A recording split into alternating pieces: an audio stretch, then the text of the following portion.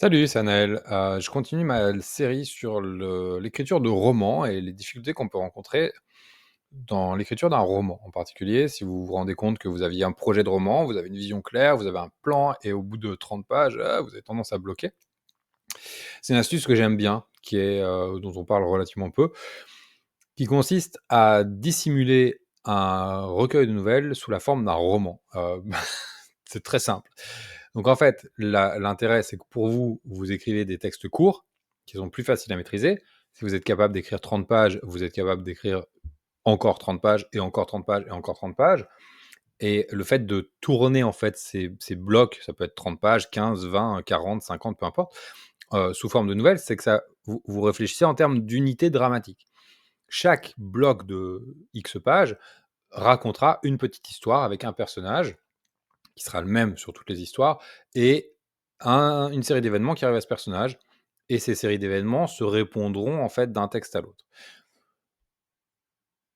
Donc, pour détailler un petit peu ça, vous avez l'intention d'une histoire, un personnage à qui il arrive quelque chose et qui se transforme au contact de ces événements. C'est la définition d'une histoire, et en particulier d'une histoire, enfin de toutes les histoires, mais en particulier pour les romans. Vous voulez écrire 300 pages, ok, mettons.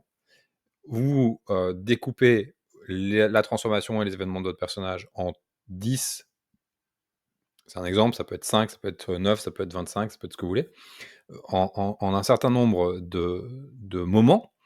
Mettons que dans l'exemple que je donnais dans une autre vidéo, c'est le gars qui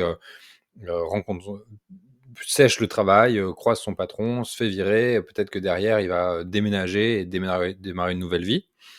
On aura ici une première histoire dans laquelle on va montrer le personnage dans sa vie quotidienne, dans son boulot, avec les conditions de son travail, pour pouvoir bien faire comprendre et ressentir au lecteur pourquoi il ne pouvait pas sécher le boulot. On va avoir ensuite une deuxième histoire dans laquelle le personnage a des raisons de ne pas aller au travail et, conséquence, ne va pas au travail. Deuxième histoire. Troisième histoire, c'est la journée où il n'est pas au travail et il finit par croiser son patron. Quatrième histoire, on va avoir la fin de sa journée, c'est ce que j'évoquais dans l'autre vidéo, et puis après, il va devoir retourner au travail. Cinquième histoire, c'est le moment où il se fait virer. Sixième histoire, c'est comment il réinvente sa vie. Okay, ça nous fait 6 petits moments en fait dans notre roman, qui sont de toute façon dans la construction du roman les grandes articulations de votre récit. Mais là, plutôt que de les traiter dans la continuité et de vous dire il va falloir que j'arrive à unir tout ça, vous allez les traiter comme des unités et dire tiens, j'ai une histoire qui est l'histoire d'un type qui doit aller au travail et qui, à la fin de sa journée de travail, peut-être, je ne sais pas comment on peut relancer ça, ou peut-être il n'y a même pas de relance, peut-être c'est simplement la description d'un environnement de travail avec peut-être peut-être un récit impressionniste avec plein de petites sensations liées au boulot et d'impression, etc., qui vont permettre de dépeindre comme ça la toile de fond dans laquelle devant laquelle se déroule la vie de notre personnage. Et ça, c'est l'équivalent de l'exposition dans un roman. Donc ça, vous le racontez et c'est une unité. Une fois que vous avez fini ça, vous le mettez de côté, vous l'avez travaillé comme une histoire indépendante et elle est là. Ensuite, vous prenez le même personnage et vous racontez, tiens, c'est l'histoire d'un personnage à qui il arrive un certain nombre d'événements dans sa vie privée qui le contraignent à devoir ne pas aller au travail une certaine journée. Ok, je vais raconter comment un événement va peut-être prendre de la place et de l'importance et construire et grimper en intensité d'enjeu jusqu'à ce que le personnage doive prendre la décision de ne pas aller au travail. Boum, fin de mon histoire. Ok, et je vais me concentrer sur les conséquences de ces événements-là, pas des conséquences du travail, mais ces événements-là dans sa vie personnelle, les enjeux émotionnels, les enjeux peut-être physiologiques, les enjeux relationnels, tout ce qui est relié et qui donne de l'importance à ces événements-là, je vais le raconter et ça fera une deuxième unité, hop, que je vais ranger. Ensuite, je vais me concentrer sur la troisième partie de l'histoire. C'est l'histoire d'un type qui aujourd'hui a décidé de ne pas aller au travail. Et je ne vais pas m'apesantir sur les raisons, puisque les raisons, c'est pas ce qui m'intéresse dans cette petite unité-là. En plus, je les ai traitées avant. Je vais simplement raconter cette journée avec toute peut-être l'urgence qu'elle peut avoir, le manque d'attention peut-être aux détails que ça peut que le personnage peut avoir, et la malencontreuse rencontre avec son patron. Hop, boum, je vais arrêter ça. 3e unité, je vais la mettre de côté. 4e unité, je vais raconter: «OK, il a vu son patron, mais peu importe, il a des événements des choses à faire et je vais raconter ça». Ou peut-être que c'est, dans le cadre de la 3e unité, peu importe, ça va dépendre de la structure de votre histoire. Et ainsi de suite pour toutes les histoires, pour toutes les articulations de mon récit. Et après, je vais juxtaposer tout ça et je vais me rendre compte que ça équivaut finalement à mon découpage en chapitres. Peut-être, ou peut-être que ça va demander un travail de tissage intermédiaire où je vais devoir raconter des petits récits entre les récits, de sorte à créer l'unité que je cherche à créer. Ça peut être intéressant à faire.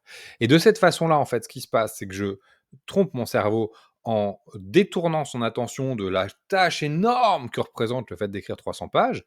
Je le concentre à chaque fois sur des unités plus petites, qu'il a plus de facilité à se représenter et dans lesquelles il a plus de facilité à se projeter.